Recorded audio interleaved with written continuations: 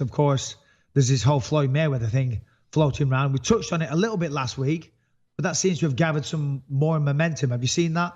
Yeah, I've seen more about it, but it keeps on gaining a little momentum. And then I guess Floyd actually just said flat out that it's just not going to happen. There was a $1 billion deal on the table.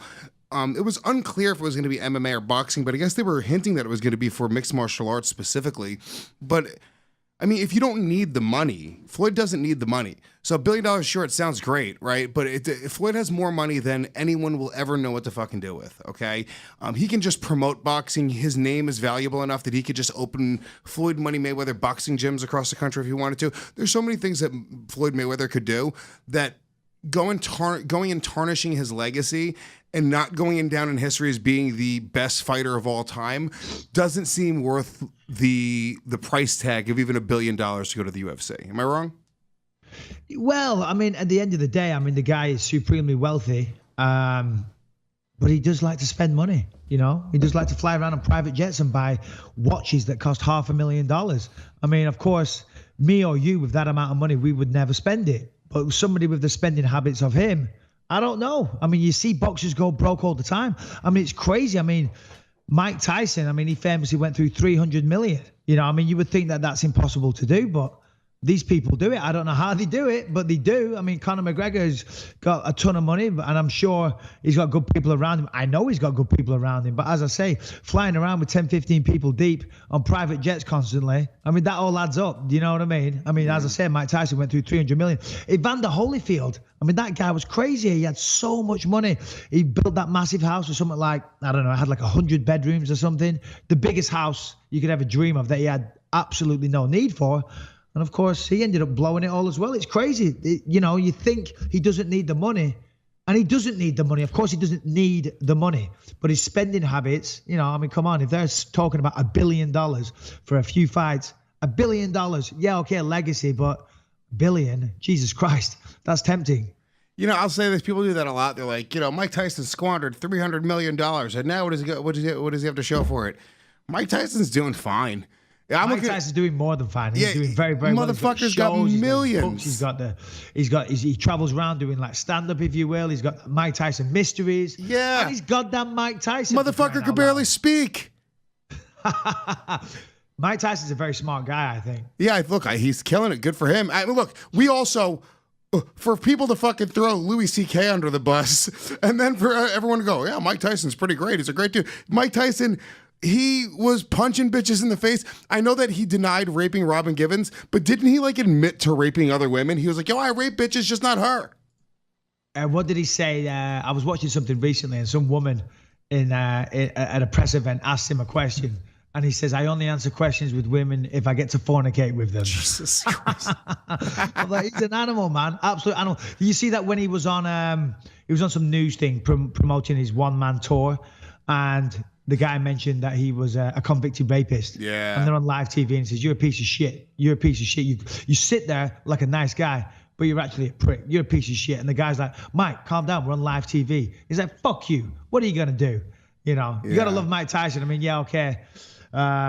Controversial, definitely, but certainly very, very entertaining. Oh, super entertaining. And I love that fucking moment. The guy's just shitting his pants. Is there? I know, it's so funny. Mike Tyson, like, he's like older now. Like, obviously in a professional fight, you could take Mike Tyson. That's not the issue. But is there a little bit of a weird like X factor? Because he's a lunatic. If he does hit you, you know, he could fucking... So like in a street fight scenario, would there be any part of you that's intimidated by like a guy like that now?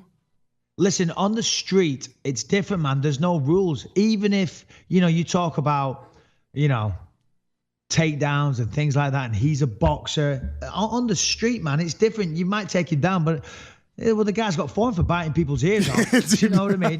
You take it down, you're on top of him, you think, oh, I'm good in his guard. Next minute, he's chewing your ear off. You're going to get up pretty quick. You got those Next big, minute, shitty MMA. He grabs a bat, he grabs a bottle, he sticks it over your head. Do you know what I mean? So, yeah, a guy like Mike Tyson, man, there's no guarantees. There is no guarantees. There's no guarantees with a guy like Michael Bisping either. That's you know true. what I mean? Or Luis J. Gomez. I've seen you right. roll around the bloody floor in a pub whilst doing a podcast. So, that's right. You know, so you can sit there and you can talk about takedowns and this and that, blah, blah, blah, blah, blah. In a real life street situation, who knows what the hell's going to happen? Yeah, my buddy was in jail, and he was just talking about, I was talking about if I went to jail, how about I'd get jacked up and I just like lift weights. I'm like, dude, I'd be unstoppable. Give me a year. And he was like, yeah, those are the guys who get stabbed to death first. Yeah. Oh, definitely. Exactly. See, there you go. You know, not that I know anything about that, but I've seen enough TV and movies to know. Yeah. Yeah. Anyway, so we were talking about Floyd Mayweather. So I don't know. Dana White said we're talking to him a few days ago. He said we're talking to him. He said, listen, everybody thought Mayweather McGregor in boxing was ridiculous. He said we're talking to him now. Mayweather's denied that. He said that he's definitely not doing it. But Dana did say the talking, so I don't know. I feel like we're repeating history from last week, but it did escalate a little bit. Yeah, well, and of course, if you remember at first, it just seemed like a pipe dream, McGregor Mayweather. I don't know. I doubt Mayweather would go to the UFC. I mean, because he'd just get destroyed. Even guys like Mighty Mouse are saying they're going to go up 20 pounds to fight him. Mighty Mouse said that he would agree to fight him with no grappling whatsoever, which is kind of ridiculous because then it wouldn't be a mixed martial arts contest. But of course, there's no shortage of people that would want to fight. Well, we want to do kickboxing, right? MMA match. That's the trick. It would be kickboxing, so he'd be able to kick the fuck out of his legs. So it's not MMA, is it? So it's just ridiculous. Yeah. Do you think that Mighty Mouse would be able to beat him in a kickboxing match? So now the tools of grappling are out of it. You know, they say you can kick, you could knee, you could strike with your elbows. Do you think Mighty Mouse still has enough tools to be able to beat somebody like Floyd Mayweather, who's a lot larger than him, who can still fucking knock you out at this point? Yeah, I don't know. I mean, of course, you know, being able to kick does change things. And of course, Demetrius is fast. But I don't know, man. I don't know. It only takes one good shot with those small gloves on. And he is 50-0 in boxing, fighting the best fighters in the world. You know, problem is, I talked about it last week, the leg kicks, man. One good leg kick, and I think he'd probably crumble. So I'd have to favor Demetrius. But, you know, they always say he's got a puncher's chance. And when your name is Floyd Mayweather, you've got more than a puncher's chance. You know what I mean? Yeah, and it's also not like it's not like it's James Toney back in the day. James Toney was so cocky. He said, I'm not training MMA. He's like, I'm going to knock this motherfucker out and Randy Couture, and that's that. I think if Mayweather were to come in, and even if those were the rules, I mean, I think he would go and bring in the best coaches in the world. He would bring in the best training partners in the world. He could afford to bring, you know, Nick Diaz made this point about GSP back in the day when he was fighting him. He was like, GSP, it's unfair because he has every tool at his fingertips. He's rich. He's got all the best training partners. He can fly all over the world. He can get the best coaches. And that's a huge advantage over everybody else who kind of has to train as far as they can drive. You know, whoever's available for them to train with, that's 90% of the fighters. So Money Mayweather, you know, he's a very, very high level athlete. I don't think that he would last against any of the high level competition, but it would be interesting to see how well he could adapt. And, you know, you watch guys like George St. Pierre, who never wrestled in college or high school. He became a world-class wrestler. Who knows what could happen? Well, yeah, no, you're absolutely right. Certainly somebody, if you're an athlete that is as good as Floyd Mayweather, that can achieve the greatness that Floyd Mayweather achieved, then certainly that crosses over into other realms if you're willing to put the work in. Tyron Woodley said this week that he's training for a fight. So that, once again, I mean, that'd be a good person to work with him. Listen, is it possible? Of course it is, 100%. Is it likely to happen? I don't think so. I don't think it's going to happen. As you say, legacy and all that type of stuff, and $1 billion is very tempting, but I just don't see it. I honestly don't see it, but you never know. Crazier things have happened. All right, so you know that we've had Thrive Market sponsoring the show for a bit now, and you know the deal. Premium organic grocery products delivered to your door at 25 to 50% off normal retail value. The website is as simple as it can be. Just go there, sort out your dietary preference, paleo, raw, vegan, etc., and search for what fits your diet. You'll wonder how you ever lived without it. I just did it, and I even used the filters to only show me sugar-free products on the last order I got in from them.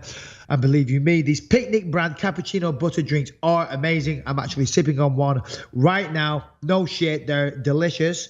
They're an absolutely incredible way to start your morning. And right now you get 6 bottles at thrivemarket.com/believe for $24 as opposed to $30 at your local health store.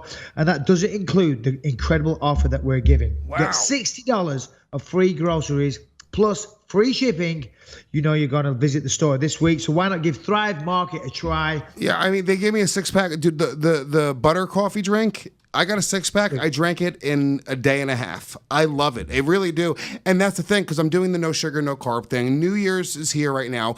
I'm so focused on getting back in shape. Michael Bisping, you're talking right now about how in the new year, you're making all these different health